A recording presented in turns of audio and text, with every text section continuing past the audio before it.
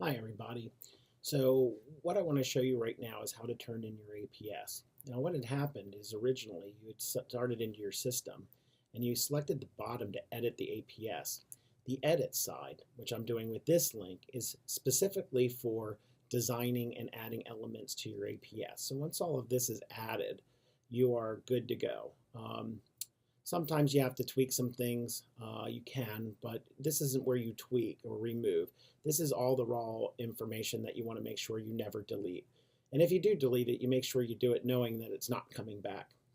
So now, once you've gotten this part done, the next part is to do the EAPS print view. When I select the print view, this gives me the view that I can actually see before I actually submit it. This is the last time I see it before I end up submitting it for evaluation.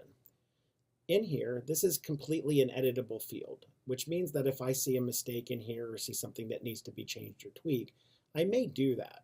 And in particular case, I just would delete directly from one of these fields like so and delete or add, but this would not change my database, which we did earlier. All this would do is change this last view before I submit it. This is a more flowing document that is basically developed from the database, which means that if you started making some changes on here and you thought it was important, you are given the ability to save it at the end of the form. So you can actually see all of the pieces that are together. You also notice that your goals and objectives show up for 15, and then of course your next year's for 2016. But I'm going to go scroll back up to the top again and see that's where you add your goals and objectives here.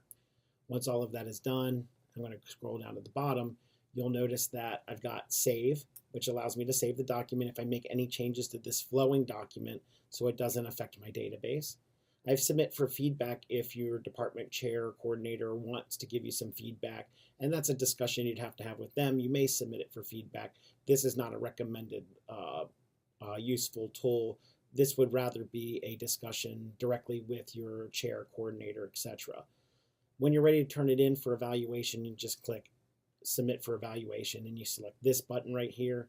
And once you do, you'll come to a new window, and then you may select back. Whenever you select back on APS print view, you will see it's in progress until your until your department chair actually submits their feedback to what was written by your coordinator, if that's the process used. But once the chair fills in their information and submits, this will now say you have one waiting for you. But right now it just says it's in progress because I submitted it. And if you do save documents and you want to go back to your saved version so you can make editing and changes to it, you may select the load save changes. If you did submit it for review, the review feedback document is available here so you can see what was actually written from your chair if you use that. These will be going away in the future. There will be a new way of doing this in the cleaner and neater in the future. So, you don't have to get too used to these. But what you can say is we will know that you've submitted your APE, your evaluation is in progress, and you're just waiting for that link to go live that you can review it. Once you review it, then you would go to your signature page and then consider the addendum. So I thank you. I hope that's very helpful that you can see. The idea is once you go to the print view, you want to submit for evaluation and you're set to go. It'll show up in your department chair and coordinators or whoever your assigned reviewer is. Thank you very much.